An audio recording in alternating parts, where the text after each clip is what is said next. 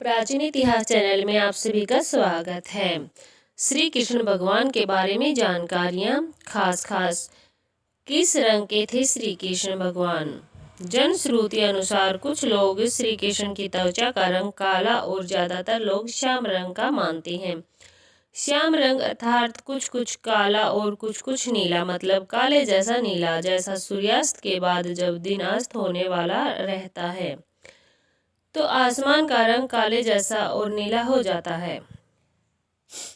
जन श्रुति अनुसार उनका रंग न तो काला न ही नीला था, यह भी उनका रंग काला मिश्रित नीला भी नहीं था। उनकी त्वचा का रंग श्याम रंग भी नहीं था। दरअसल उनकी त्वचा का रंग मेघ श्यामल था, अर्थात काला नीला और सफेद मिश्रित रंग।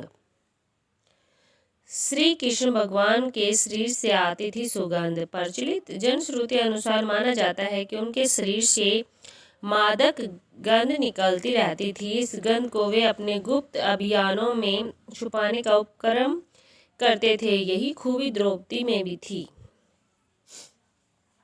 द्रौपदी के शरीर से भी सुगंध निकलती थी जो लोगों को आकर्षित करती थी। सभी इस सुगंध की दिशा में देखने लगते थे, इसलिए अज्ञातवास के समय द्रौपदी को चंदन, उबटन और इत्र आदि का कार्य दिया, जिससे चलते उनको सैरंधी कहा जाने लगा था। माना जाता है कि श्री कृष्ण के शरीर से निकलने वाली गंदी गोपिका चंदन और कुछ कुछ रात रानी की सुगंध से मिलती जुलती थी।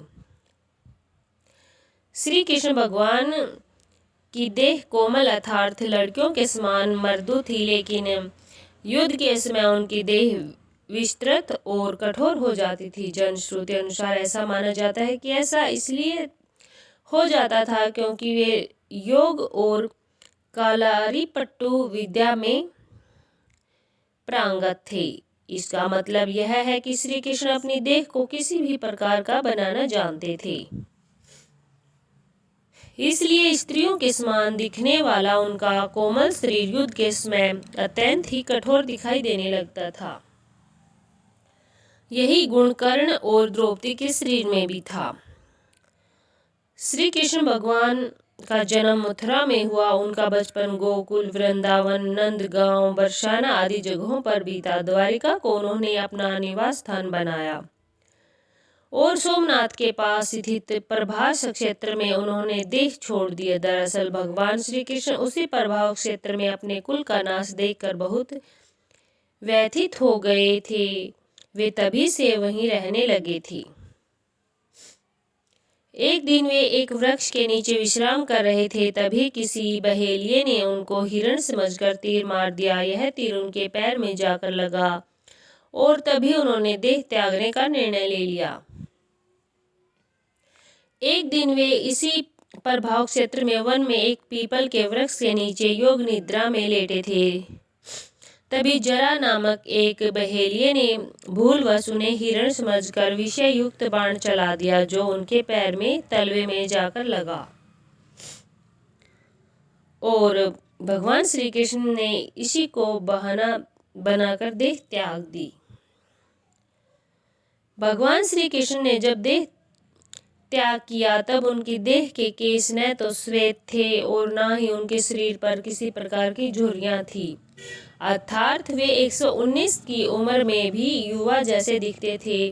वे कभी वृद्ध नहीं हुए। श्री कृष्ण भगवान ने द्वारिका में अपना समय व्यतीत किया। भगवान श्री कृष्ण ने गुजरात के समुद्री तट पर अपने पूर्वजों की भूमि पर एक भव्य नगर का निर्माण किया था। कुछ विद्वान कहते हैं कि उन्होंने पहले से उजाड़ पड़ी कुशस्थली को फिर से निर्मित करवाया था। माना जाता है कि भगवान श्री कृष्ण अंतिम वर्षों को छोड़कर कभी भी द्वारिका में 6 महीने से ज्यादा नहीं रहे। जो भी हो, श्री कृष्ण की इस नगरी को विश्वकर्मा और मैं दानव ने मिलकर बनाया था। विश्वकर्मा देवताओं के और मैं दानव असुरों के इंजीनियर थे। दोनों ही राम के काल में भी थे। इतिहासकार मानते हैं कि द्वारिका जल में डूबने से पहले नष्ट हो गई थी। किसने नष्ट किया होगा द्वारिका को, यह सवाल अभी भी बना हुआ है। हालांकि समुद्र के भीतर द्वारिका के अवशेष ढूंढे लिए गए हैं। वहां उस समय के जो बर्तन मिले और 1528 ईसा पूर्व से 3000 ईसा पूर्व के बताए जाते हैं। ईसा मसीह श्री कृष्ण भगवान के भक्त बताए जाते हैं। फिर भी अब तक जितने भी लोगों ने इस पर शोध किया है उनका कहना यही है, ईसा मसीह ने भारत का भ्रमण किया था और वे कश्मीर से लेकर जगन्नाथ मंदिर तक गए थे। उन्होंने कश्मीर के एक बौद्ध मठ में रहकर ध्यान साधना की थी। यहीं पर उनकी समाधि भी है। शोधकर्ता मानते हैं कि श्री कृष्ण का ईसा मसीह के जीवन पर बहुत प्रभाव पड़ा। उनके जन्म की कथा भी श्री कृष्ण के जन्म की कथा से कुछ कुछ मिलती जुलती है। इन्होंने अपनी पुस्तक में श्री कृष्ण और क्राइस्ट पर एक तुलनात्मक अध्ययन प्रस्तुत किया है। जीसस शब्द के विषय में लुईस ने कहा है कि क्राइस्ट को जीसस नाम भी उनके अनुयायियों ने दिया है। उनका संस्कृत में अर्थ होता है मूल तत्व। भारतीय परंपरा और भगवान श्री कृष्ण ने ही मार्शल आर्ट का आविष्कार किया था। दरअसल पहले इसे कालारीपट्टू कहा जाता था। इस विद्या के माध्यम से ही जिन्होंने चाणूर और मुष्टिक जैसे मूल्यों का वध किया, तब उनकी उम्र 16 वर्ष की थी। मथुरा में दुष्ट रजक के सिर को हथेली के प्रहार से काट दिया था। जनश्रुतियों के अनुसार श्री कृष्ण ने मार्शल आर्ट का विकास वज्र अक्षेत्र के वनों में किया था। इसके बाद इस विद्या को अगस्त्य मुनि ने प्रसारित किया था। इस विद्या के कारण ही नारायणी सेना भारत की सबसे भयंकर प्रहारक सेना बन गई थी। परशुराम जी ने दिया था सुदर्शन चक्र। श्री कृष्ण के पास यूं तो कई प्रकार के दिव्यास्त्र थे, लेकिन सुदर्शन चक्र मिलने के बाद सभी और उनकी साख बढ़ गई थी। शिवाजी सावंत की किताब युगांधर अनुसार श्री कृष्ण को भगवान परशुराम ने सुदर्शन चक्र प्रदान किया था, तो दूसरी ओर वे पाशुपतास्त्र शिव के बाद श्री कृष्ण और अर्जुन के पास ही था। इसके अलावा उनके पास पाशुपास्त्र भी था, जो शिव, वसुगण, भीष्म के पास भी था। शिव और कृष्ण का जीवाणु युद्ध। प्रचलित मान्यता अनुसार श्री कृष्ण ने असम में बाणासुर और भगवान शिव के युद्ध के समय माहेश्वर जवर के विरुद्ध वैष्णव जवर का प्रयोग कर विश्व का प्रथम जीवाणु युद्ध लड़ा था। हालांकि यह शोध का विषय हो सकता है। युद्ध का कारण कृष्ण से प्रद्युम्न का और प्रद्युम्न से अनिरुद्ध का जन्म हुआ। प्रद्युम्न के पुत्र तथा कृष्ण के पुत्र अनिरुद्ध की पत्नी के रूप में उषा की ख्याति है। अनिरुद्ध की पत्नी उषा शोणितपुर के राजा वाणासुर की कन्या थी। अनिरुद्ध और उषा आपस में प्रेम करते थे। उषा ने अनिरुद्ध का हरण कर लिया। वाणासुर को अनिरुद्ध उषा का प्रेम पसंद नहीं था। उसने अनिरुद्ध को बंधक बना लिया था। वाणासुर को शिव का वरदान प्राप्त था। भगवान शिव को उसके कारण श्री कृष्ण से युद्ध करना पड़ा था। अंत में देवताओं के समझाने के बाद यह युद्ध रुका था।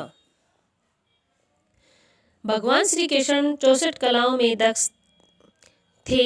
एक ओर वे सर्वश्रेष्ठ धनुर्धर थे, दूसरी ओर वे द्वंद्व युद्ध में भी माहिर थे। इसके अलावा उनके पास कई अस्त्र और शस्त्र थे। उनके धनुष का नाम सारंग था, उनके खड्ग का नाम नंदक, गदा का नाम कौमोदकी और शंख का नाम पांचजन्य था, जो गुलाबी रंग का था। श्री कृष्ण के पास जो रथ था उसका नाम जैत्र, दूसरे का नाम गरुड़ध्वज था। उनके सारथी का नाम दारुक था और उनके अश्वों का नाम शैव्य, सुग्रीव, मेघपुष्प और बलाहक था। श्री कृष्ण के बारे में अक्सर कहा जाता है उनकी 16,000 पटरानियां थी, लेकिन यह तथ्य गलत है। उनकी मात्र 8 पत्नियां थी। श्री कृष्ण की जिन 16,000 पटरानियों के बारे में कहा जाता है, दरअसल वे सभी भौमासुर जिसे नरकासुर भी कहते हैं। उनके यहाँ बंधक बनाई गई महिलाएं थीं जिनको श्री कृष्ण ने मुक्त कराया था। ये महिलाएं किसी की माँ थी, किसी की बहन, किसी की पत्नियां थी जिनको भौमासुर अपहरण करके ले गया था। दरअसल ब्रह्मावर्त पुराण, गीत गोविंद और जनश्रुतियों में इसका जिक्र है कि राधा, ललिता आदि उनकी प्रेमिकाएं था। राधा की कुछ सखियां भी कृष्ण से प्रेम करती थी जिनके नाम निम्न हैं: चित्रा, सुदेवी, ललिता, विशाखा, चंपकला, तुंगविद्या, इंदुलेखा, रणदेवी और सुदेवी। माना जाता है कि ललिता नाम की प्रेमिका को मोक्ष नहीं मिल पाया था तो बाद में उसने मीरा के नाम से जन्म लिया। तो यह थी श्री कृष्ण भगवान के बारे में कुछ अच्छी जानकारियाँ। ऐसी अच्छी जानकारी के लिए हमारे चैनल को लाइक, शेयर और सब्सक्राइब जरूर करें। धन्यवाद।